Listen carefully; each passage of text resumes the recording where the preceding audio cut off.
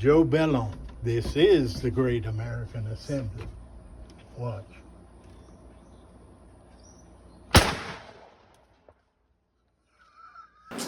No, I had a collection of guns. I always collected from a kid in 77 on. I probably had 200 long guns and probably 75, 80 pistols.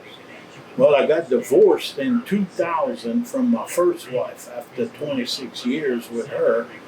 Uh, that was terrible. But anyway, I had to sell every gun. I wanted to take the guns and give her something to offset that, and the attorneys didn't want it. They said, sell the guns. You can exchange money, split money, but you can't split guns. So I got Dave's gun shop in Lafayette. Dave Richard came. I wasn't living here. And he looked at all the guns, made an offer on all the guns. Then he took 30% off of every gun for him to be able to sell them and mark them up and move them. Right. So he wrote a check to me and her that we had to split during the process.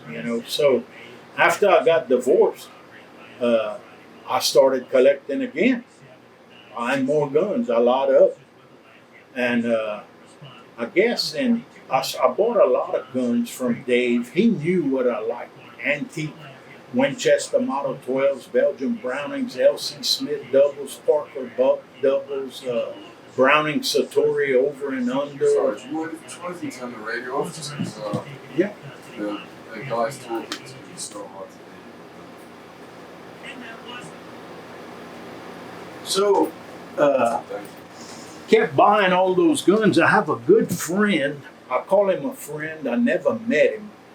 I bought, when I started my gun shop in 77, I saw his ad in the Shotgun News. His name is Larry Orr. He lives in Bedford, South Dakota. And he had some nice Model 12s, Belgian Brownings. Probably 300 guns for sale in that Shotgun News.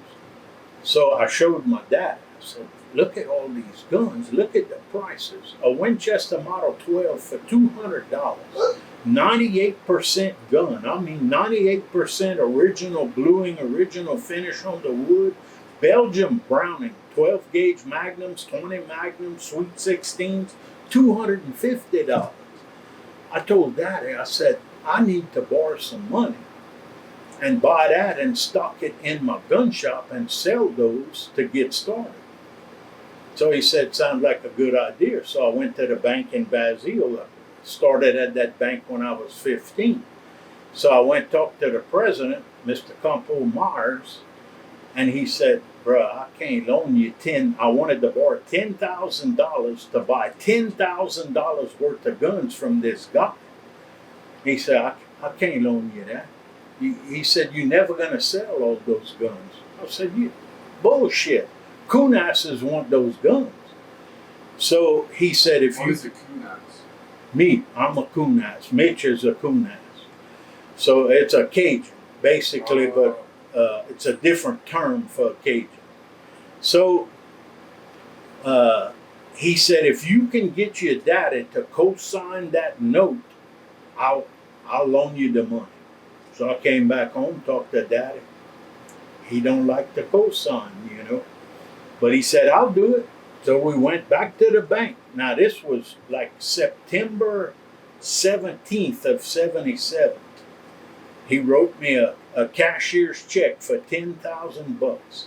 I left with it, came home. I got on the phone with Larry Orr in South Dakota and went through his list and bought $10,000 worth of guns, including shipping to here.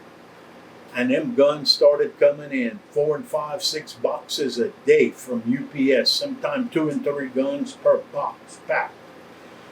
My daddy had a hard on when he'd see them guns. He loved guns too. So he'd come here, we'd open up, oh, God damn, look at this, make you want to rub your dick on it. It's so pretty. So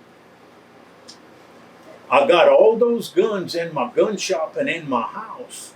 And I wrote ads in the Basile paper, the Lake Charles paper, the Crowley paper, the Eunice paper, and the Baton Rouge paper, guns for sale from Joe's gun shop, and listed some guns I had for sale. So the people started calling and coming, people from all over the place.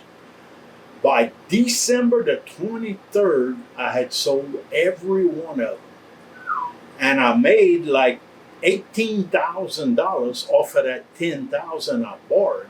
So I went to the bank on the 2nd, January the 2nd of 78, meet Mr. Campo Mars, and he shit a screaming worm when I was there to pay him. He said, "I can't believe you sold all those guns." I said, "Yeah, and I made 8,000 plus on those guns." "Get out of here, Monet.